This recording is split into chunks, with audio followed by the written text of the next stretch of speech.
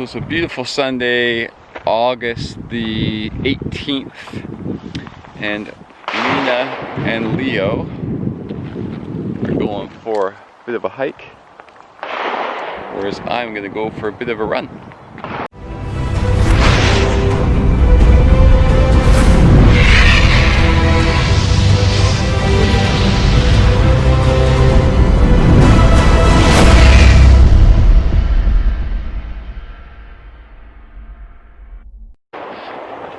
So, at the beginning of my run, I'm going to go for about 7K, 7.5K, maybe 45 minutes.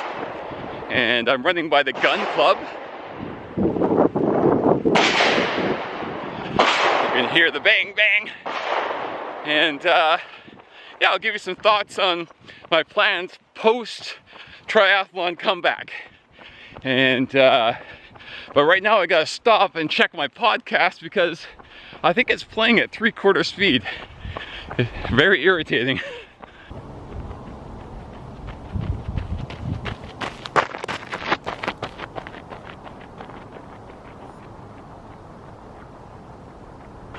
All right, so I'm at the halfway mark and I'm gonna take a little bit of a walking break.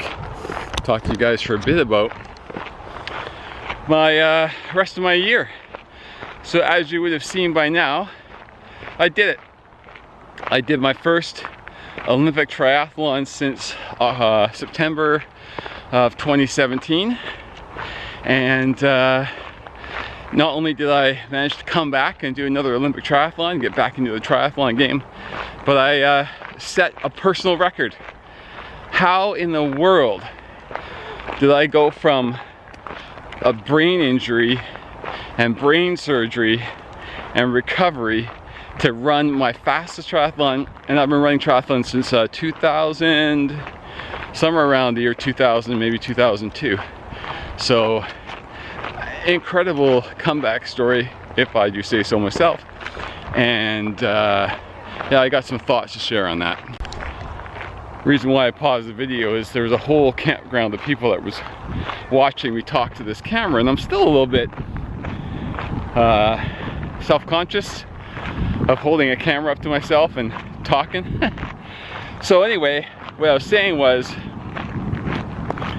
I learned and relearned a whole bunch of things about training, coming back from injury or surgery in my case, and I am really excited to share with you what those things were, because they are not strange, esoteric, hard to access. These are fundamental training principles that it took a surgery to really pound into my head how important some of these principles are. And by following just a few of these principles, I came back stronger than ever.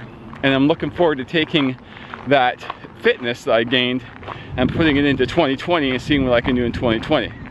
As for triathlon in 2019, I've got some ideas about what I'm going to do for the balance of the year, and when I finish my run I will let you know what those ideas are.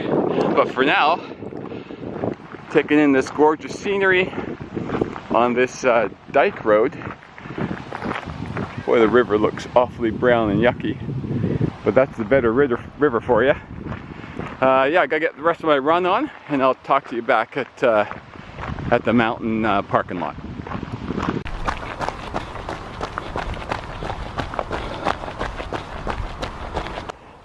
So there we go, 45:15, 7.46 kilometers at a pace of 6 minutes and 4 seconds per K. Nice, easy, hot run. So what's up with me for the balance of the year? Well, I'm not going to do more triathlons. I plan to do the Vancouver triathlon that I did. Actually, it was the last triathlon I did before I got sick in September of 2017. I've decided not to do it for a couple of reasons. One is I got sick shortly after I did my Olympic tri in Kelowna. I got sick and 2 weeks of no training, and then I went on vacation and I ran like 3 times the whole week and a half I was gone. And I've just started running again. I haven't hit the pool since my triathlon, and been biking, but not really bike training. So I would go into this Vancouver triathlon undertrained, and it's $200 to enter. And I don't mind paying the money if I've got a good chance of doing well according to my abilities, rather than just kind of go swim, bike, run and say, yeah, I exercised today. That's just not a good use of money for me. So what I'm going to do is I'm going to retrain my 10K legs. So I'm going to train for 10Ks, and I'm going to see if I can bang off a few late summer, early fall 10Ks. And then I'm heading off on vacation to Vietnam to do some cycling there. So that might be the end of racing in 2019. But that's fine. I'll recover in October, and then November I'll start training for tris in 2020. And I'm excited. So where does this vlog go? Because I'm essentially done. I've recovered enough to run an Olympic triathlon. And so now I'm just a guy that trains and does triathlons like a million other people. So what I'm going to do is share with you in my future vlogs, what did I do to recover? How was I able to, luck aside, I get it, there's always luck involved in this stuff, but luck aside, how was I able to recover so well to set a personal record 20 years later after a brain surgery? It's crazy. I've got some great insights on that. And then what are my plans for triathlon in 2020, and how do I apply those principles to my training going forward? And can I continue to ride that momentum at the age of 51 and do better and better and better at a sport that I've been doing since I've been 30 years old? So look forward to sharing that adventure with you guys, and hopefully you stick along for the ride.